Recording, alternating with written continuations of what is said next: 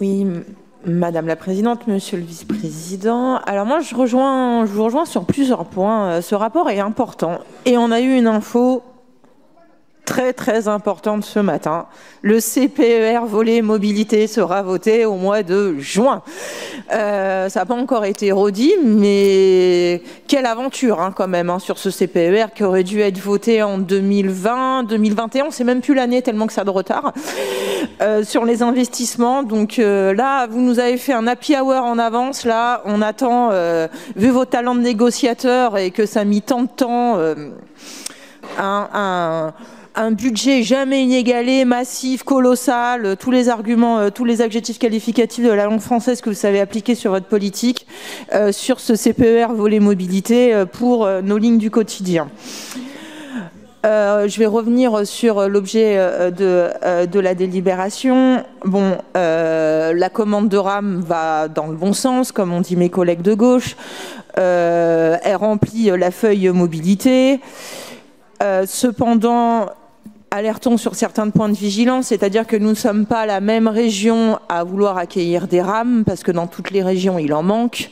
Donc un point de vigilance pour que les commandes arrivent à l'heure, donc à voir au niveau de la politique achat comment on peut faire pour se coordonner entre les autres régions. Et aussi à anticiper, parce que vu que depuis ce matin, vous nous faites rêver avec une super politique transport où vous allez investir, vous n'avez pas besoin des 100 millions du versement mobilité régionale, une augmentation et une politique transport magnifique comme vous l'annoncez, va annoncer forcément une augmentation des usagers, donc un besoin d'augmentation de RAM.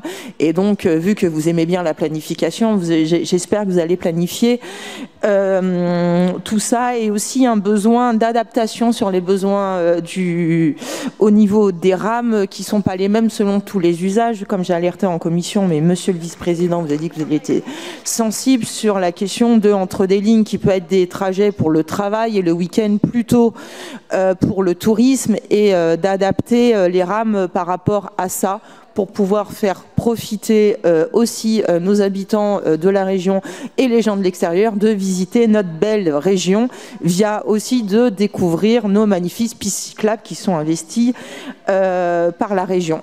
Et donc nous allons attendre les commandes, nous en espérons d'autres.